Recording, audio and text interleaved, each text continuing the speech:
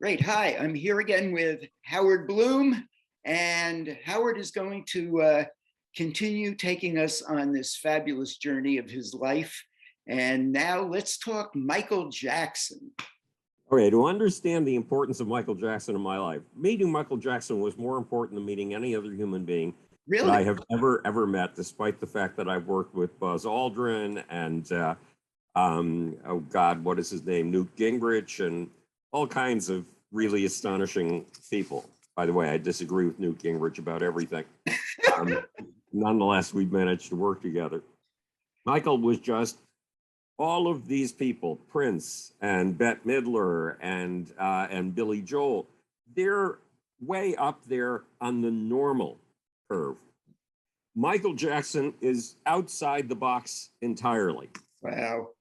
He established a new normal. So to understand this, you have to remember something. At the age of 10, I got into theoretical physics and microbiology. Right. And what converted me, oh my God, we have these frogs again. And what converted me to science was this book that showed up in my lap that said the first two rules of science are these. Number one, the truth at any price, including the price of your life. And number two, look at things right under your nose as if you've never seen them before, and then proceed from there. Those are the first two rules of science, but in my case, they became the first two rules of life, period. Michael Jackson was the living incarnation of those two rules. Wow. Rule number one is the rule of courage, the truth at any price, including the price of your life, and dedication. And rule number two is awe, wonder, and surprise. And Michael represented utter dedication to the truths that he saw. More important, he was awe, wonder, and surprise come to life in a form I'd never, ever imagined in my life. Wow. So let's go to how I got involved with the Jacksons to begin with. Yeah.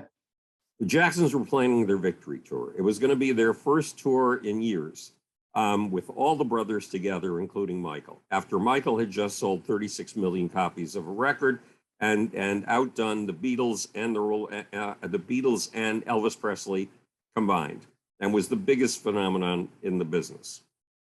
And their manager, the manager for the brothers, kept calling and asking me to work with the Jacksons. And I said, no, I'm not interested. You don't need me. You can get a talking dog to say Michael Jackson's name on the phone, and any magazine editor anywhere in the country will give you a cover in exchange for a Michael Jackson interview. That's not what I do. I do serious crusades. I do perceptual turnarounds. Then one day, I got a call from the Jacksons manager, and this time he wasn't just asking me to work with the Jacksons. He said the Jacksons are going to be in New York City, your town, on Saturday night at the 𝐬𝐮𝐬𝐫𝐞 Palace, and they want to meet with you. Now, Rick, you know I didn't grow up among other human beings. I don't know standard rituals. I don't know what having a drink is. I don't know what having a cup of coffee is. But when I was 19 years old, another human had taken me in hand and introduced me to a human ritual. And the human ritual was, and somebody walks into the room that everybody wants you to meet. You walk over to that person, you stick out your hand, and you smile. I'm getting ahead of myself. This is the wrong story. The ritual that I'd heard was to be a mensch, to be a real man. If you're going to say no to somebody, say no to their face. Okay. So when I was told the Jacksons were going to be in New York and wanted to meet with me, I could not say no. Okay. It would have been a very unmensch-like behavior. Right. So I showed up at midnight on a Saturday night. Saturdays and Sundays were my hardest working days of the week. So this kind of disruption was serious business. Okay. But I took it. And I showed up at midnight on the second to the top floor of the 𝐬𝐮𝐬𝐫𝐞 Palace, and I got out of the elevator and walked down the hall to the room number that I'd been given. The doors were all white with gilt trim, golden trim. I knocked on the door I'd been told to knock on. The door opened this wide, 3 inches. And all of a sudden, I knew I was going to have to say yes to the Jacksons. Why? Why? Yep. Because in those days, there was an ad for, I forget what brand of tape, probably TDK. And there was a guy sitting in a big easy chair, sort of like the one I'm sitting in now. And they had fans blowing the air past him at 120 miles an hour. And you saw him plastered up against the seat, and he had long hair, and you saw his hair going straight back. Okay, like a wind tunnel. Yes, exactly. And that's how the four Jackson brothers looked. Wow. So I picked up on that, within that far of the door opening. And I walked into the room, and surely, yes, they were talking about my handling their PR, but there was some dark and malevolent force at work. And Rick, I had been stupid not to recognize it. Stupid. Because in October of 1982, I believe it was, the first story on the Jacksons tour had broken. And it was about Don King, who was brought in as a co-promoter of the tour. And it talked about how Don King had killed a man and went to jail for manslaughter. So this was a deep negative on the tour. Yeah. Then in November or December, Don King had thrown a press conference at the Tavern on the Green in New York City, a gorgeous, elegant restaurant. Yep. There was a podium. Don King had taken over the podium as if he was Michael Jackson. Oh, wow. As if he was the one who would be appearing on stage, as if he were the one who was the subject of all the news. And that led to another negative story in Rolling Stone. And then somebody had leaked documents that the Jacksons were shopping for a promoter for the Victory Tour. And when you are in very early negotiation stages, your lawyers write up contracts. Right. And I don't know if you've experienced this, I certainly have. You sit down with somebody, you have lunch, you have a wonderful, wonderful budding relationship, you look forward to working together, and then your lawyer writes a contract. And the contract treats the person that you're about to work with as the enemy and offends him in every conceivable way. And the lawyer does his best basically to break up the deal. Right.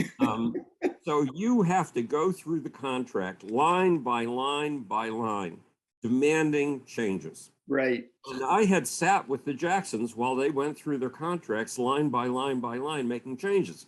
But somebody had leaked one of these contracts fresh from the lawyers without any of the changes from the Jacksons to Michael Goldberg, an investigative reporter on the West Coast for Rolling Stone. Oh, wow.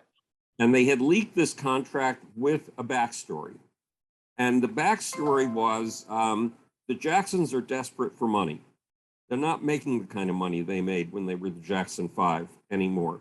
And they have to sustain a very rich lifestyle. So that's why the tickets for this tour are going to be $30.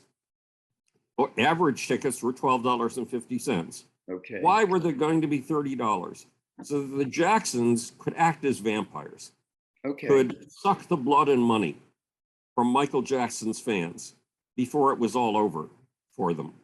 That was what the story said. Yes, that's what the story said. So some source had leaked this to Michael Goldberg, along with these unedited contract. And that had been a major story in Rolling Stone. This had happened before I met with the Jacksons. How could I have been so stupid as to not recognize this until the door opened and I saw the four brothers plastered up against the wall by some dark and malevolent force? Okay. So I said yes. It was clear there was a problem and nobody could articulate it, Rick. And did they ever find out who leaked the story? I spent months doing detective work on that. And that's a whole story in itself. Okay. So, but I started to spend 3 days a week working with the Jacksons wherever they happened to be, whether it was in Encino or Atlanta or Memphis or wherever. And 4 days a week working in my own office. 7-day working weeks were normal for me. And one day I was at Marlon Jackson's pool house in Encino. And a pool house is a little self-standing building, just big enough to have a fairly big room on the first floor, just one room, and a fairly big room on the second floor, and that's it.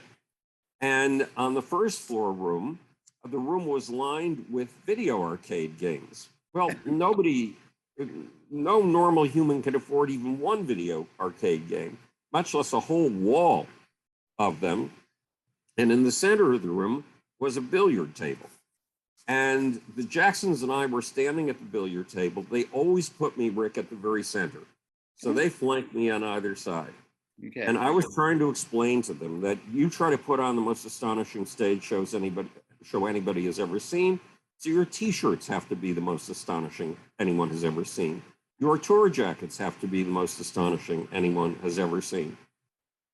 And as I was lecturing the poor innocent brothers about this, I heard the screen door open. Okay. And and remember, I had been taught this handshake ritual. Now, I had read a stack of stories this thick, literally thousands of stories on Michael Jackson.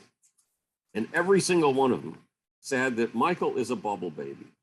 If you reach out your hand to touch him, he will shrink back in fear. Right. So I remember reading that, yes. Right. So the screen door opened, and I walked over to greet whoever it was, but it was fairly obvious it was going to be Michael. And I stuck out my hand, and I said, "Hi, I'm Howard." I had never done this before in my life, Rick. And Michael stuck out his hand and said, "Hi, I'm Michael." And he put out his hand, and we had a handshake. It was lighter than, let's say, Donald Trump's handshake. Right. But it was within the normal range. Right. And I said, "I've got a press release to read to you. I've got to get your approval on it. Where can we go?" And he said, "Let's go up the stairs." So we went up the stairs to the second story room. The second story room was piled floor to ceiling with amplifiers and keyboards. Ooh. So Michael found an amplifier to sit on. I found an amplifier to sit on. And I started to read Michael Jackson this press release. Okay. Now, a little bit of background here. When I was 12, a girl in class had turned her eyes toward me, which had never happened before in my life, and said, "I told my mom that you understand the theory of relativity." So as soon as I didn't, and I wasn't going to confess it to her. Right. So as soon as school was out, I jumped on my bicycle and I pedaled to the library, where the librarians literally knew me better than my mother did, and said, "Give me everything you've got on relativity." And then had taken the two books they gave me home on my bicycle clamp and locked myself in my room and started reading the Big Fat One. And at 8 o'clock at night, I was still reading the Big Fat One, which was all equations and very little English, and I never understand equations. But I had learned that if you do things the hard way, you often benefit from it. If you go through a book you don't think you understand, but by the time you reach the end, you've understood something. Right. But it was 8 o'clock. My mom was going to put me to sleep at 10 o'clock. If I didn't understand the theory of relativity by 10 o'clock the next day in class, I was dead. Utter humiliation. So I turned to the Little Skinny book. Big Fat Book had been written by Einstein and two collaborators. The Little Skinny book was written by Einstein himself. And in the introduction, I don't know if you've ever had this experience, but in the introduction, it felt as if Albert Einstein had reached out through the page, grabbed me by my shirt front, put his nose up to mine and said, "Schmuck, listen up." To be a genius, he said, it is not enough to be able to come up with a theory that only 7 men in the world can understand. To be a genius, you have to be able to come up with that theory and then explain it so clearly that anyone with a high school education and a reasonable degree of intelligence can understand it. So Albert Einstein, when I was 12 years old, had given me my marching orders. You want to be an original scientific thinker? You're going to have to be a writer, not just any writer, a really terrific writer, a writer whose work people cannot put down.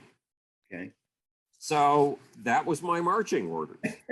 So I began to take writing very seriously. I started writing poetry, and I got into prose at the age of 16. And then in college, I was made the editor of the literary magazine, which I did not want to be. I turned it into an experimental graphics and literary magazine, and we won 2 National Academy of Poets prizes. And the poet in residence at NYU made me the head of the literary magazine because he thought I was going to be the next great poet to come out of NYU. Cool. So I had studied every aspect of writing that I possibly could in order to become the best writer I could possibly be. No one, Rick, and I had tried what everybody else in the industry did, hiring a writer to write my material. And then I realized when I go to a client, I'm doing what I call secular shamanism. I'm deep diving into that person's soul, into the gods within that person. And I'm not going to be able to get that vision across by letting somebody else write the material. He doesn't have that vision. Right.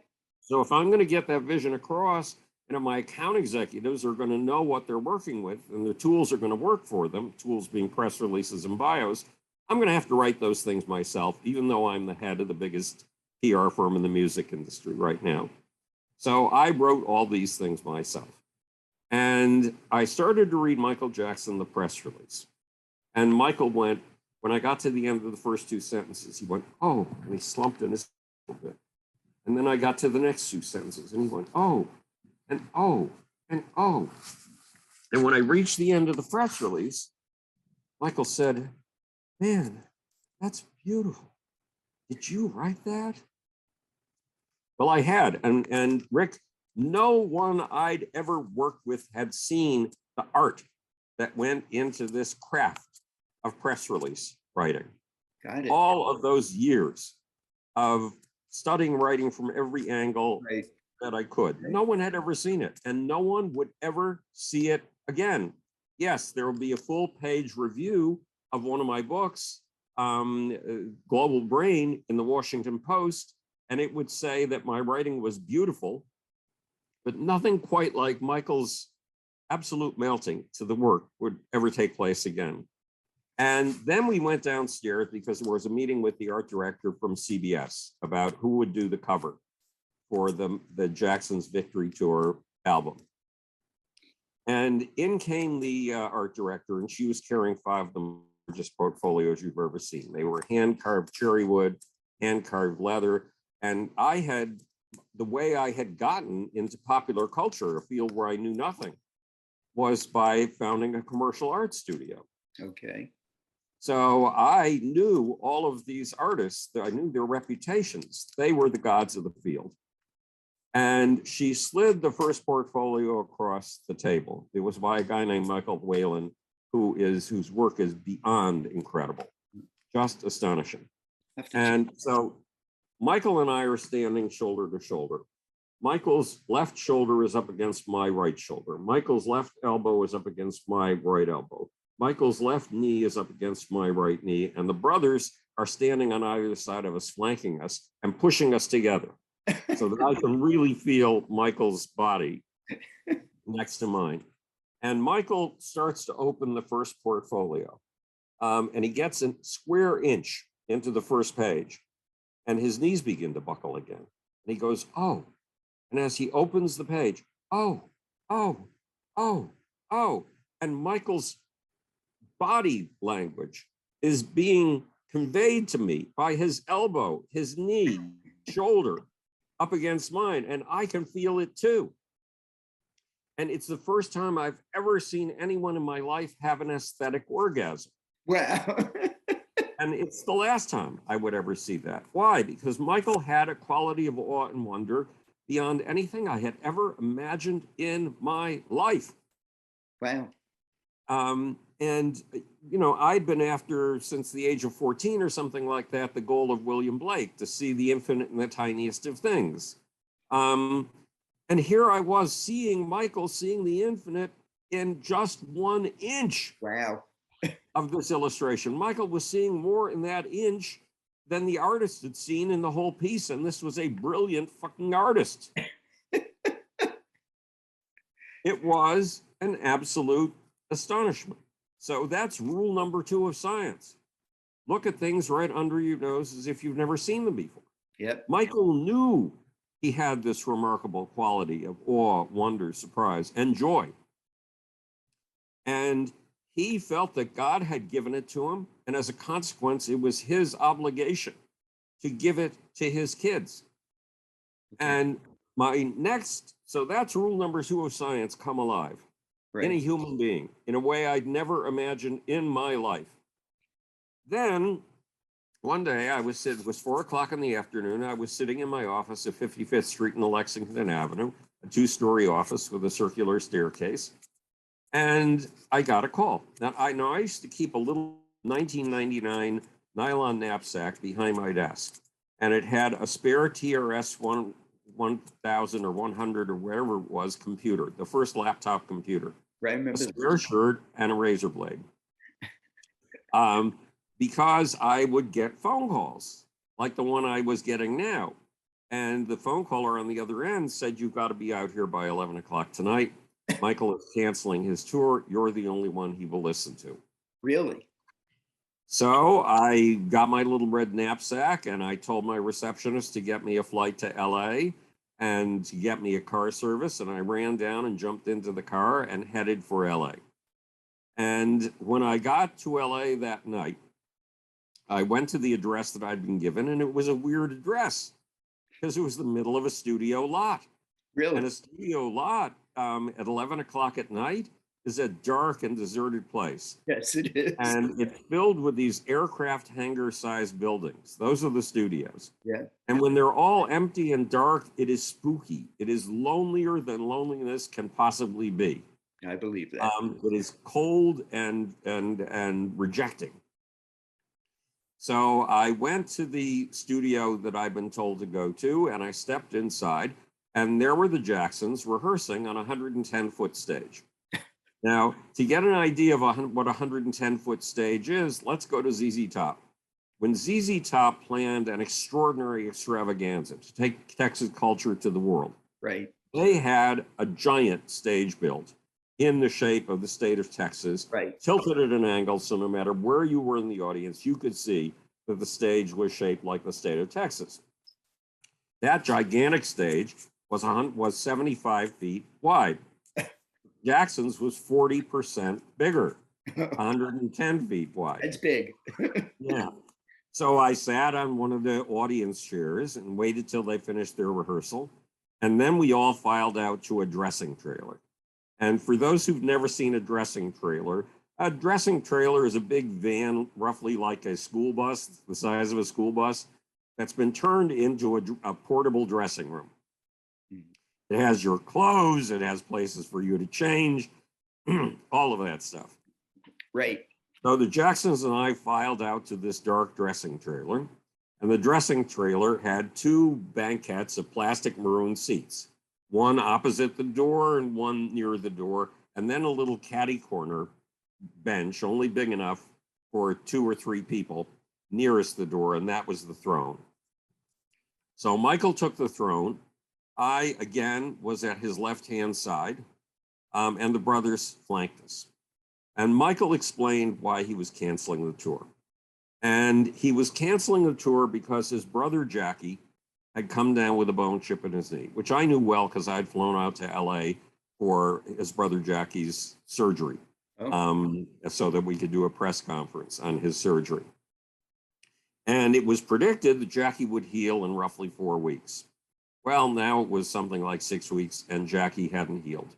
And Michael explained that my brother Jackie is the best dancer and the best choreographer that I have ever seen. Now imagine that statement. Wow. Michael was the ultimate student of dance. Yeah. And to say that his brother Jackie was the best dancer he'd ever seen when he was studying people like Fred Astaire and James Brown, Yeah. that's astonishing. That's a major statement. Right. And then Michael explained, you know, I've got this quality of all wonder and surprise from God himself, and it's my job to give it to my kids. And so now Michael was about to tell me a story that explains something. There was another cause of negative publicity from the beginning. A guy named Dave Marsh was fed the story, or came up with it himself, that nobody we know, we being the rock crit elite, the elite of the rock critics, well, we know everybody, was Dave Marsh's version of this story. And nobody we know has been hired to do the staging, so the stage is going to collapse. Nobody we know has been hired to do the sound, so the sound system is going to electrocute the Jacksons. Nobody we know has been hired to do the lighting system. So these 4- and 5-story tall lighting trusses are going to collapse on the heads of the audience and kill people. And nobody that we know has been hired to do the security. So gangs are going to be running up and down the aisle, slicing people. So you don't dare take your kids to this concert. Wow. This was now Dave Marsh was one of the lead sheep of the press. What he said, everybody else imitated. I remember him.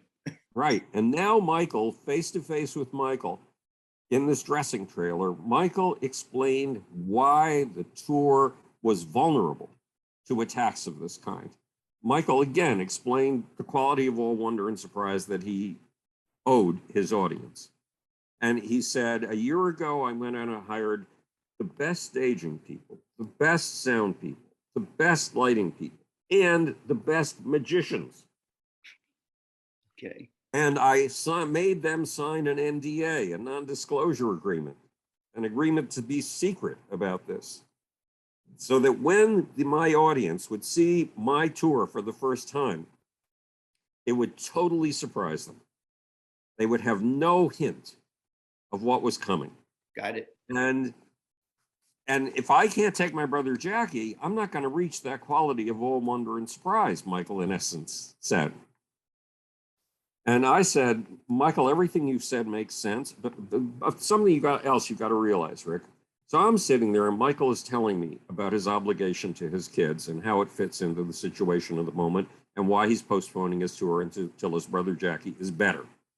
And I have the only visual vision of my life. I've had gut visions without words, without pictures, like when I had this group called Rufus. I went out in a limousine to pick up their manager from the airport deliberately so we'd be baked in traffic and I'd have him as a captive audience. And I had said, look, I know your group prides itself on its democracy, but every member is equal to every other member. But if you let me focus all of the attention on your lead singer, right, you cover my ass with the group, I will give you a star. Well, that was a gut level vision. I knew absolutely that I could give him a star. And that lead singer was 𝐸𝐵𝐿 Khan. Right. When Kenny Laguna, Joan Jett's manager, came to me, and Joan had been turned down by 23 record companies, and her career was about to end totally. And I said, if you do what I do, if you work 17 hours a day, 7 days a week, and if you do everything I tell you to, I guarantee you that in 2 years we will have a star. I knew that in my gut.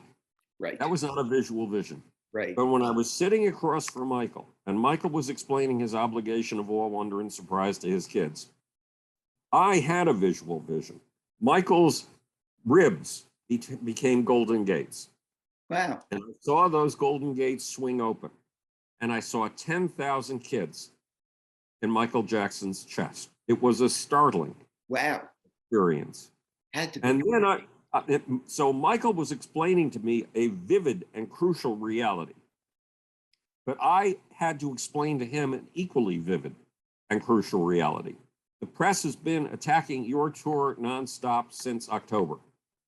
The press has been trying to convince your audience that everything is going to be Amateurville and you dare not allow your kids to go to a Michael Jackson or a Jackson Victory Tour concert.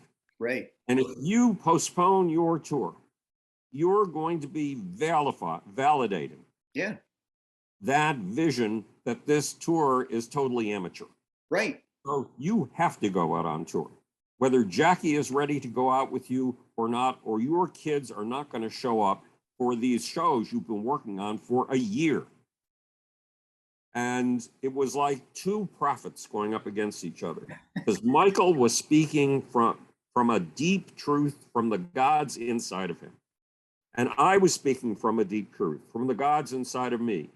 And sometimes you take on a conviction that takes you out of the normal human realm. Yeah.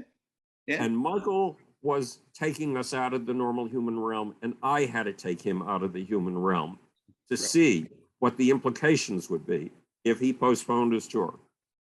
And when I was finished, Michael said, basically, you're right. And decided not to postpone his tour. But that was my experience in seeing Michael's The Truth at Any Price, including the price of your life, the law of courage, the first rule of science. So Michael was the first two rules of science Wow. come to life.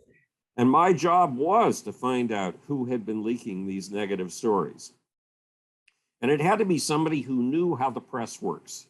I don't know if I told you the story in a previous episode, but once upon a time in 1832, I believe it was, Thomas Carlyle wrote about a friend of his, another author in Germany. And this other author in Germany had been out in the countryside one day. And in the countryside, adjacent to fields, there are often these narrow little paths between poplar trees. Yep. And they're black and they're rutted. Somebody's obviously been using them a lot. And if you try to walk alongside the fields, let's say you're taking a girl on a date, it doesn't work because you can't walk hand in hand. She has to walk behind you. This little aisle is keeping you in single file. And holding her hand out behind you to hold her hand is very unsatisfying. Yes. So it turns out that these narrow lanes are sheep paths. Okay. And sheep walk, a herd of 2,000 walks in single file, a flock of 2,000. Right. So Thomas Carlyle's friend had been out in the field and saw a bunch of sheep coming, and he decided to try a natural experiment. He went over to this sheep path, and before the lead sheep could arrive, he put out his cane, and the lead sheep jumped over it. And then he withdrew his cane, so there was nothing to jump over anymore.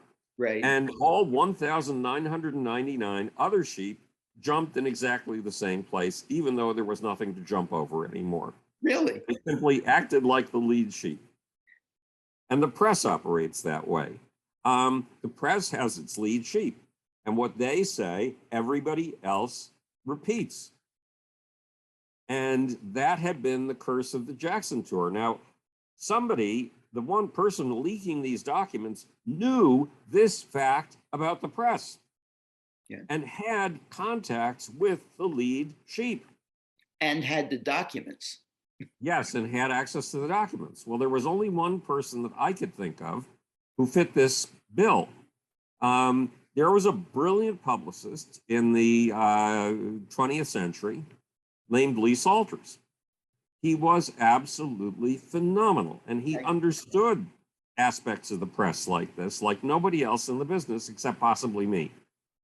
And if you'll excuse that egotistical statement. It's true. And he had a son. Lee Salters, the arch publicist of the 20th century, had a son. Now, his son was not all that bright, but his son was born unto the knowledge of his father and born unto the contacts of his father. And that son, Larry Salters, went to work for the most brilliant mastermind I have ever seen in the music industry. A man who, for all of his brilliance, had no moral compass. And when you have brilliance without a moral compass, you have evil. Can you say who that is or not? Yes, his name was Irving Azoff. Oh, okay. And even his in-house publicist called him the poison dwarf. Quite a description. Right. Now, Irving had hired Larry Salters, who was privy to all of this knowledge about the press. And Irving has contacts with everybody. Yep. So Irving had access to these private contracts. And Larry Salters knew how to work the lead sheep of the press and had personal contacts with them. So, but I had to go around a bunch of flamboyant clowns to figure this out. Because first there was Don King. And every time Don King opened his mouth, it made headlines, and every single headline impugned the Jacksons as corrupt in some way. Wow. So it took me 3 months, but I got a gag order on Don King. He was no longer allowed to talk about the victory tour to the press. And Michael was brilliant artistically. He was brilliant at finding the most creative people in any given field. But he was very poor about manpower, his own management manpower. Okay. So while he did bring in brilliant minds like David Geffen to be on his advisory team, and he did a good job with that, and Quincy Jones and several others, he had the stupidest manager I've ever seen in my life. ever. I never imagined a person with this degree of stupidity. His name was Frank DeLeo, and he too was a flamboyant clown, a distraction. So whoever was pulling off these things was taking advantage of flamboyant decoys to keep himself in silence, to keep himself invisible. Now, in the Sherlock Holmes stories, the arch villain is this brilliant mastermind named Moriarty. Yep. And the proof of Moriarty's brilliance is the fact that he's invisible, that there's no trace of him anywhere. Right. And the person poisoning the Jackson tour apparently had a similar ability to keep himself absolutely invisible. And who could that person be? Well, at one point, the Jacksons signed on Irving Azoff as a tour consultant for $500,000, which was a lot of money in those days. And Irving stayed involved out in the shadows, hidden away the whole time. But then many years later, I was in contact with a group of German Michael Jackson fans made contact with me, and they were wonderful women. And they said, when I told them the Irving Azoff story, they said, there's a book called Hitmen. Yes, I'm in that. Yes, and you have to read it. And they sent me a page from Hitmen. And it said that Irving Azoff's modus operandi, if he wanted entry to something, was to cause trouble. He had no idea of what opportunities that trouble would raise. He just knew it would raise opportunities. Right.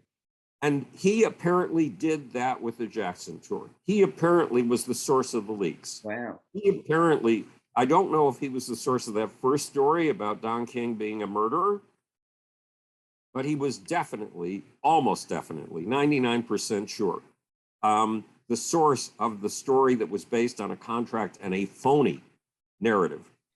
And what do you think he hoped to gain from being the disruptor in this case? Do you have any idea? Once upon a time, while I was still sick in bed, from 1988 to 2003, I was sick in bed.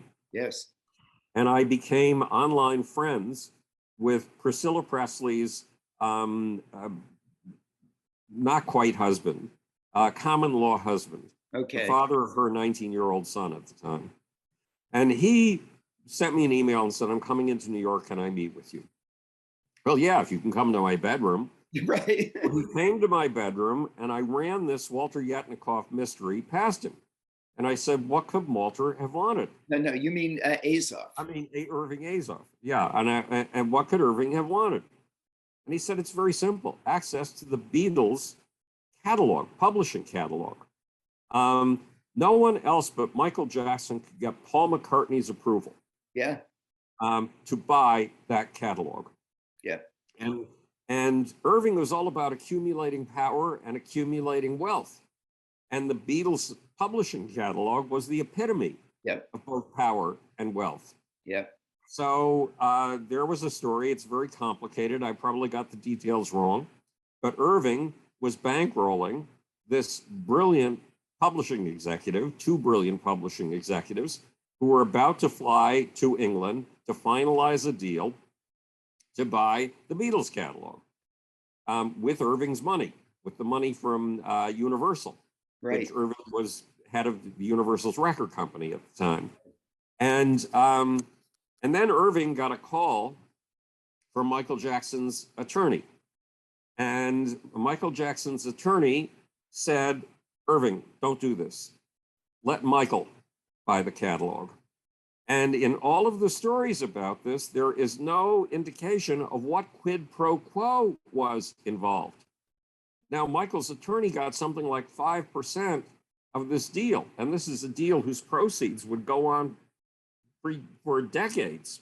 Right. And publishing just keeps bringing in the money, decade after decade after decade, even if the artists are dead. So if he got 5%, it is almost certain that Irving also got a percent for withdrawing his funding from his two publishing executives and instead backing Michael's attempt to buy the catalog. So that was probably the motivation. But again, when you make trouble, if you're Irving Azoff, when you make trouble, you have no idea of what kind of fallout is going to produce opportunities for you. Right. Right. And that would not necessarily have been Irving's goal in getting involved with Michael Jackson. In the beginning, Michael was the epitome of power and money.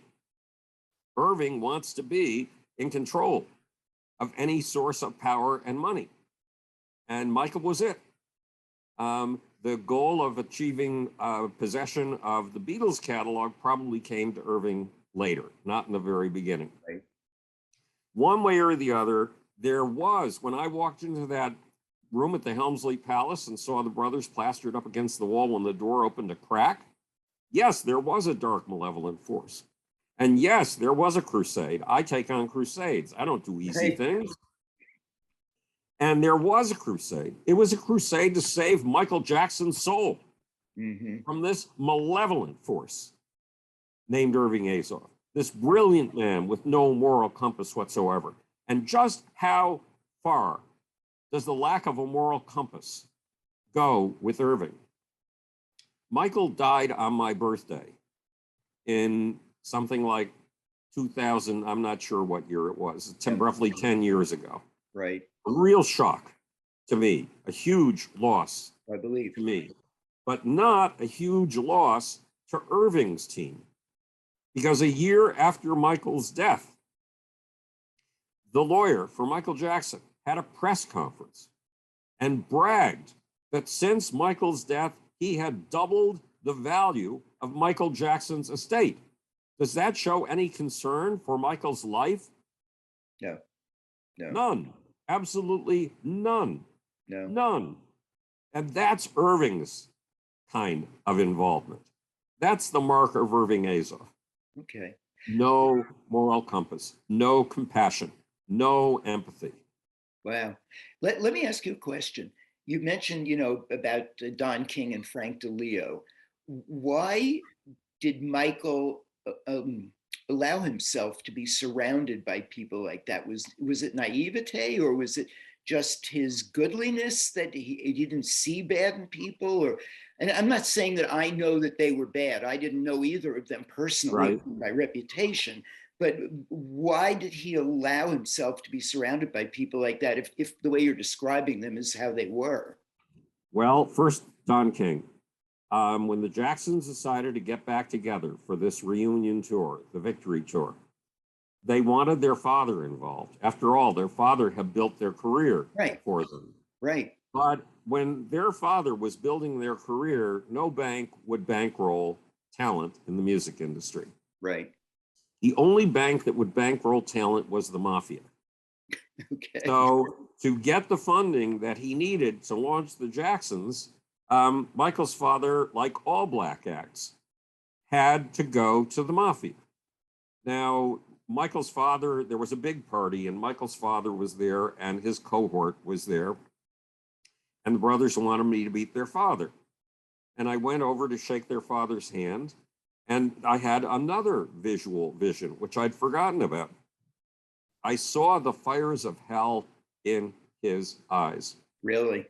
Because he was accustomed to dealing, just to survive, just to build career, with the darkest people in the music industry. And those are the people he brought on board. He brought Don King on board. Got it. Don King was the price the brothers paid for having their father involved in their tour. And they deeply needed to have their whole family together again. And yes, their father had worked miracles for them. He deserves a lot of credit that he doesn't get. But I realized I could never work with this man. If I ever worked with him, I would not get paid. So a year later, the Jacksons, or God knows when, the Jacksons called and said, our brother Janet is starting her own career, and you're our publicist. So could you please meet with her? So I met with her for 3 hours in a bungalow at the God knows what hotel in LA. And I had to tell her, if your father is involved, I can't be involved. That was a horrible thing to say. Yeah, no kidding. Janet turned out to be as brilliant as her brothers in building a career. I mean, here was this pudgy, sort of not withdrawn, but shy girl. And she was the very opposite of that on stage. She created a persona that was the very opposite of her visible self, of her everyday self. And of course, when you create a persona like that, what you're tapping is the gods within. You're tapping your own hidden passions. Yep. And it's not surprising that a relatively shy person should have a very bold God inside of her, just waiting to get out and get some exercise. Yep. But I had to say no. And I probably would not have been the best publicist for the job.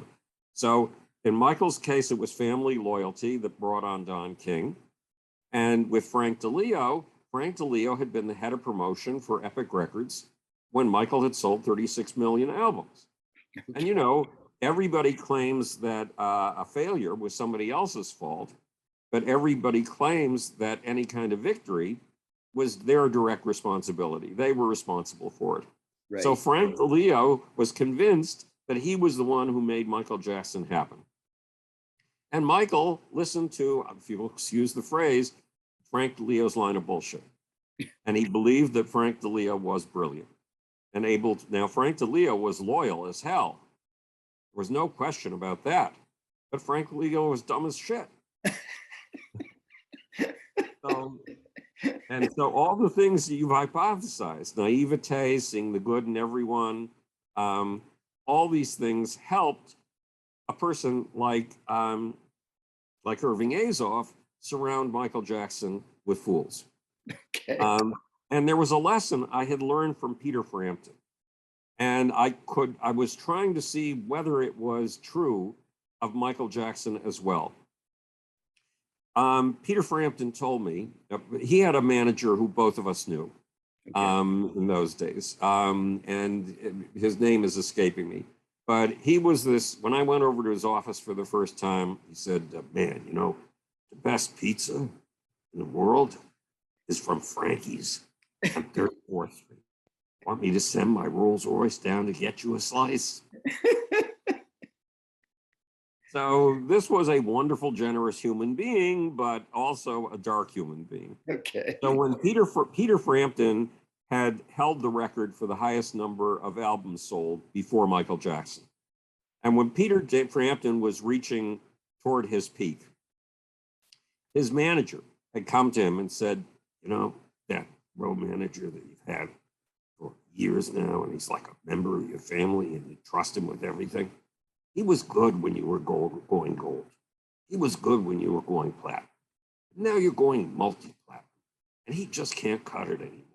Look, if you want to have an effective team, the team you need for the level you're on now, just let me get you a new road manager. So the manager planted a person in Peter Frampton's immediate circle, a road manager.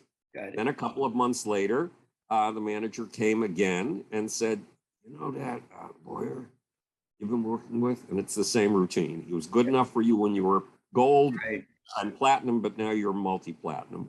Yeah. And you need somebody on that level. And he did that for each of the people surrounding Peter Frampton. Wow. So that if the manager told Peter Frampton one day that NASA has just discovered that the moon is made of green cheese, Peter Frampton would go to his road manager and said, well, is there a story in the Times about the moon being green cheese? And the road manager would say yes. Right. And he would go to his lawyer and say, a story about the moon being green cheese from NASA? That's impossible, isn't it? And the lawyer would say, no, that was just in the New York Times this morning. And by the end of the day, Peter Frampton would be forced to believe that the moon was made of green cheese. Right. And then the manager, Peter's manager came to him, no, I'm mixing my names up. But at any rate, the manager came to Peter Frampton and said, look, you know, it's not safe for you to go out in crowds anymore because people will just reach out to get one hair of your head or to get a little bit of lint from your jacket. And when a whole mob of people does that, they'll tear you to pieces. So let me get you a suite at the top of the most gorgeous hotel on the park, Central Park, and I'll get you a security guard to stand by your door, make sure you're safe. And when you want to go out, you'll have security. Meanwhile, when you're up there, I'll send you any drugs you want, and I will send you any kind of girls you want. You just order. You want Asian, you want African American, it's yours. So eventually, this manager turned Peter Frampton into not just a prisoner, but a perceptual prisoner. Right. Who would, before the manager ever showed up with a suggestion about something, the road was already laid for him. Yeah. Everybody around Peter was telling him, this is what you need to do. And what I was looking for was signs of that being done around Michael. Mm-hmm. And the person Michael relied on the most was his lawyer. And his lawyer was obviously a very bright man and very capable of doing deals, but I always suspected that he was a plant from Irving Azoff. And he was the one. You still think that? Yes. Okay. Yes. So that was the Michael Jackson situation. And the story that I tell in Einstein, Michael Jackson, and Me, A Search for Soul in the Power Pits of Rock and Roll, is how in the 1950s, every sports physiologist on the planet knew that humans could never beat a 4-minute mile. Okay. It was physiologically impossible. And then a medical student in Britain and his best friend, another medical student in Britain, analyzed every single one of Roger Bannister's moves to find those that were wasting energy and to turn them into useful harvesters of energy. And Roger Bannister broke the 4-minute mile. He did the thing that every expert knew was impossible. Right. Since then, something like 1,800 people have broken the 4-minute mile. Because what Roger Bannister did was expand the realm of human possibility. Okay. Well, in the way that Roger Bannister expanded the envelope of human possibility, Michael Jackson expanded the envelope of human possibility. He specifically expanded those first 2 rules of science and what they mean. The truth at any price, including the price of your life. Those 10,000 kids behind the golden gates of Michael's ribs. Utter commitment to them. And the simple of science. Look at things right under your nose as if you've never seen them before and then proceed from there. Try to see the infinite in the tiniest of things. Michael Jackson was the living incarnation of that in a way I had never imagined in my life. I had not seen it with Prince. I had not seen it with Bette Midler. I had not seen it with, I would not see it with Buzz Aldrin. I would not see it with any of the people that I've known and worked with, even though they are all remarkable people. Because Michael was beyond remarkable, meaning he'd broken open the envelope of human possibility. He'd broken open, he'd expanded the envelope of human perception, if only you know who he really was. And one of the major goals of Einstein, Michael Jackson, and Me is to show you who he really was, so that that ability to expand the envelope of human perception does not go wasted, does not get lost. In all the sexual allegations and all of this crap. The most important thing was how Michael expanded the range of what you personally can accomplish in your life. And did he do that unconsciously? I mean, was that just who he was, or how did it come to be? Okay, it took me something like 20 years of processing to realize all of this, to put it on a verbal level. But if I had been able to put it on a verbal level to Michael, he would have done what he did to that press release. He would have oohed and ahed, and his body would have grown more slack, and he would have had come close to an emotional or perceptual orgasm. And I wish I had been able to explain this to Michael, but it's taken me all these years to figure it out, 40 years or something like that. Right. So unfortunately, the conscious brain, the verbal brain, can take a long time to process what's going on down here. Yeah. Things that you knew at the moment, things that I knew when I was face to face with Michael. Figuring out what those were has taken a long, long time. And when Michael died, one of the most bitter aspects of it was somebody tried to break that bond I had with Michael. Really? That somebody was almost certainly behind the phone call saying, you've got to be out here by 11 o'clock tonight. Michael's canceling his tour. You're the only person he will talk with. And that somebody knew I was closing in on him, and worked and worked and worked to get me banished from Michael's presence and from the Jackson tour. Wow. And eventually succeeded in that. Now, who could have possibly wanted to get rid of me? The same person who knew that I was the only person Michael would listen to, and who knew I was closing in on him, that I'd gotten Don King and Frank DeLeo out of the way, and now could concentrate on the Moriarty of Michael Jackson, the invisible villain Right. in Michael Jackson's life. And he got rid of me. And that's almost certainly 𝐸𝐵𝐸. Wow. However, when Michael died, I had conversations I wanted to resume with Michael, like the one you and I are having right now, things I would have loved to articulate to Michael. It helps hugely to have somebody who can articulate what's in your gut and drives you. Absolutely. And that was one of my tasks in life. It's just that Michael was such a huge phenomena for me personally that it's taken 40 years to figure it out on a verbal level. Right. And death is, the most awful thing about death is how final it is. Michael Jackson simply does not exist anymore. There is no Michael Jackson to talk to, whose eyes will widen and whose bodies will slump anymore. And that's a huge loss. It is. Absolutely. So that's why I tried to bring Michael Jackson to life in this book, to show you who he really was, so you can get that visceral sense of who Michael was, and that can become a new perceptual standard for you that enlarges your own capabilities in life. So, Howard, say the name of the book again for people who want to read it and haven't. It's Einstein, Michael Jackson, and Me, A Search for Soul in the Power of Rock and Roll. And it's available from, I believe, Blackstone Audio. Is it? I think the audiobook is available through us. Yeah, I believe so. And it's available on Amazon. Yep. And I encourage everybody to read it, especially if you're a Michael Jackson fan. And especially if you're not a Michael Jackson fan. That's true too. Because then you're missing out on something that has life-expanding capabilities. Yep. Yep. Well, Howard, I think we've kind of reached the end of today. I know you're busy, and usually if these run much longer than an hour, people start going, well, it's an hour. So, oh God. But if you're up for it, I'd like to continue this again sometime soon. Okay, we'll continue again. So we'll set up another interview. Absolutely. But thank you. You're a pleasure. You're a pleasure. Well, you are too, Howard. Thank you. I appreciate it. Cool. Okay. Have a good night. You too. Okay.